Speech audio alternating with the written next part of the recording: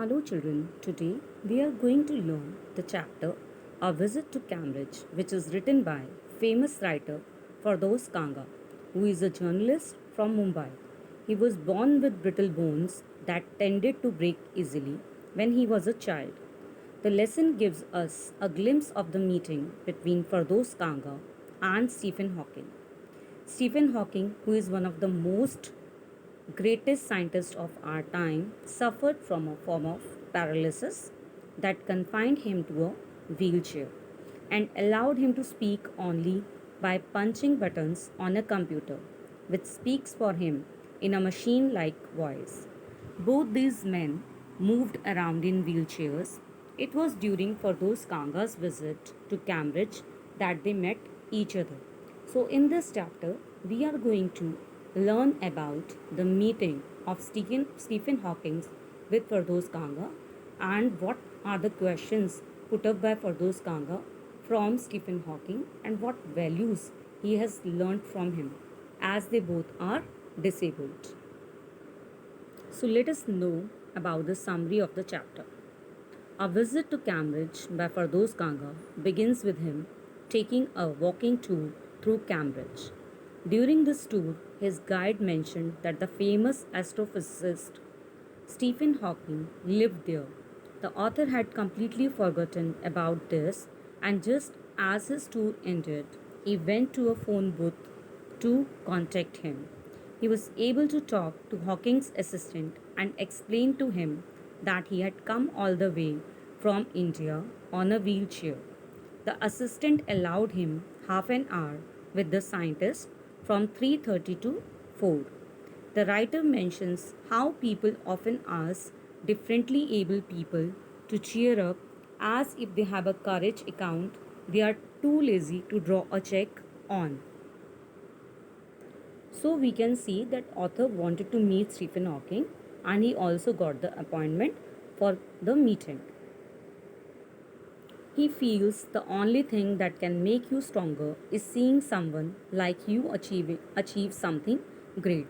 So here the author is also disabled and he is going to meet the scientist who is also disabled and he is very excited to meet the disabled scientist who has achieved such a greater height. Stephen Hawking told him that he hadn't been brave and this was the only choice he had, although the writer is of a conflicting view.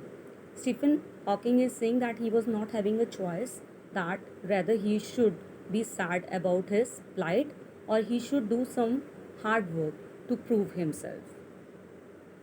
The author was guilty of making the scientist speak as it took a lot of effort for him to tap on his little switch and find words in his computer.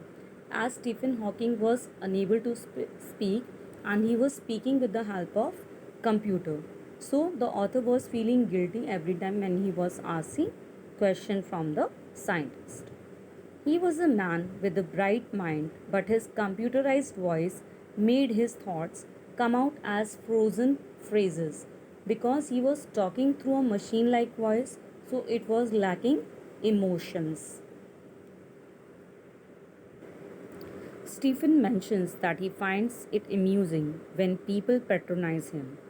The writer then gives a description of Hawkins as to how he looks like a three-dimensional version of all his photographs in magazines.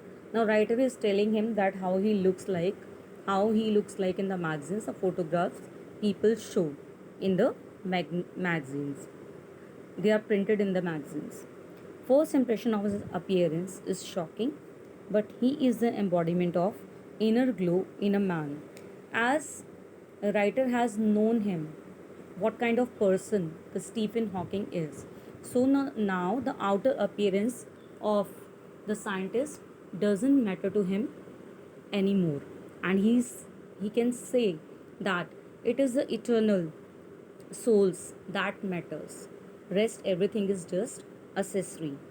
He made the author believe in eternal souls and that everything else is just. Hawkins thinks there is nothing good about being disabled, but the writer is of the view that it makes you realize the existence of kindness in the world When author has asked him that is there something good about being disabled, then Hawkins replied that there is nothing good in being disabled, but it teaches you kindness in the world.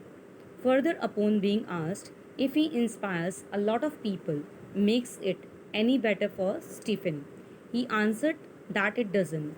For someone whose body is like a claustrophobic room, whose walls are getting narrower day by day, it doesn't make much of a difference. The only advice Stephen had to offer to differently able people is only to focus on things they are good at. So he is advising the disabled people that they should concentrate on the things they are good at so that they can perform well in that.